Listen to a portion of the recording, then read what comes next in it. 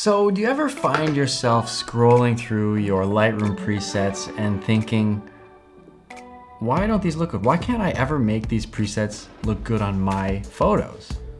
Well, if you're thinking that, it's because you're editing with presets the wrong way. What I'm gonna do in this video is show you the right way to edit with Lightroom presets to really make them worth your money. And by the way, this video is brought to you by my brand new preset pack called Urban and Woods. Click the link down in the description, and the first 50 people who buy this preset pack will get 40% off when you use the code YouTube40 on the website. So you might want to buy them quickly. So what is the right way to use a Lightroom preset? Well, what you need to know is that presets are not necessarily magic buttons that'll turn your photos into beautiful pieces of art and perfect edits right away.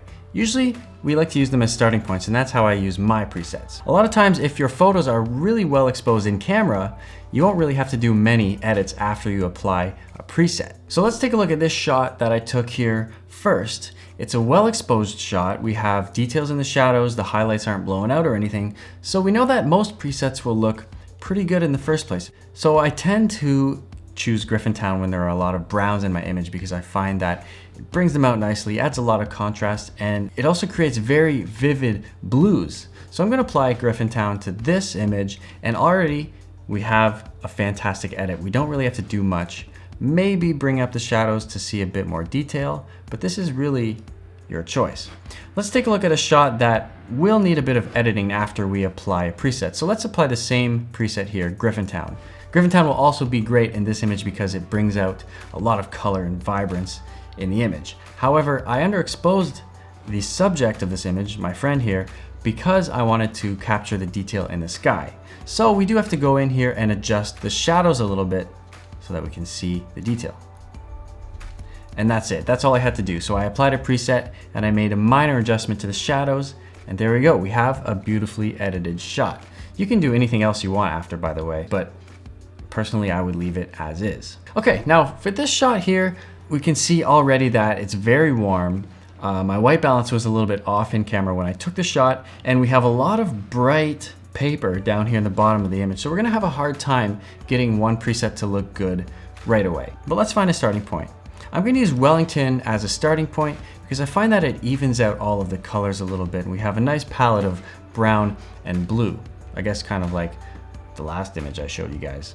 Of course, this isn't a really beautiful edit. We're gonna have to do a couple of things to bring out the subject of this image. The subject, by the way, is the conductor here.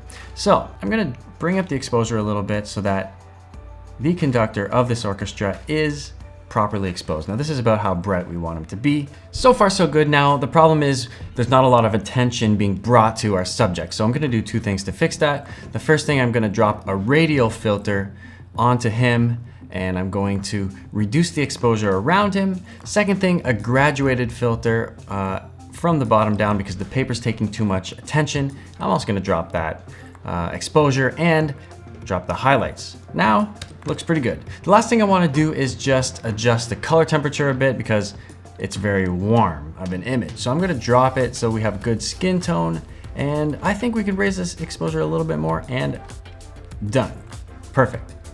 Image looks great, and Wellington was a great starting point for this photo, but as you saw, there were a few additional edits we had to make after adding the preset. So, pause time. I just want to thank you for watching so far into the video. I hope that you found this stuff useful. If you're not subscribed yet, please consider subscribing to me and ringing the notification bell, and also hit that like button down below because it really helps us small creators grow or get a boost up into the search ranks. So I really appreciate that if you liked the video. And yeah, let's get back into it. I want to show off one of my favorite presets. This one is Charlevoix. I think it's fantastic for gloomy days. It adds a nice fade to the image, and it adds a bit of film grain, which is super cool. I like that vintage look. And this image was already really well exposed out in camera, so we don't really have to do anything else after applying the preset. It looks great. Okay, let's take a look at one final example where we will need to do a little bit of adjusting. I really like this image because it only has two tones. It's double two-tone. It's got two colors, red and blue. Now I know for sure 5 Roses brings a lot of reds out, and honestly, it's not really nice on skin, so I wouldn't use 5 roses on skin tones, or if there are people in the shot. Look, you can see it's gonna bring out a lot of red in his skin. That's ugly. But on images like this, where we really wanna bring out colors, 5 roses is fantastic. It really brought the red of this building out, but the blue, it kind of brought it out too much. It's too saturated. It looks like a fake real estate vacation shot. So we're gonna tone down the blues in this shot a little bit.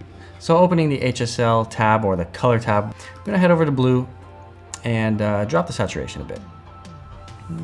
Just about like here. We have a much more realistic looking sky, and this is about all I would do after applying 5 roses preset to this shot. Okay guys, thank you so much for watching the video. I hope this helped. Remember that the first 50 people who use the code YouTube40 at checkout in the link down below will get 40% off the presets, making them $9 for 15 presets. Okay, installing, super easy. You go up to the presets panel, click on the plus button, click on import presets, navigate to the folder where your presets are downloaded to, select all and press import. They will all be in the folder called Keegan Robin Preset Pack 1. If you're in Adobe Lightroom CC, click on the edit button up above on the right, then on the bottom right you click presets, click on the 3 dots, click import presets, find the folder with all the presets in it, select all, click import, and they will show up as Keegan Robin Preset Pack 1. Now, the nice thing about importing the presets into Lightroom CC is that they also automatically get synced with Lightroom Mobile, so you have nothing more to do. You can take pictures on your phone, use the presets on your phone. That's everything. So thank you guys so much for watching. Once again, YouTube40 down below. The link is there to buy the presets, and wonderful. I'll catch you in the next one. Peace.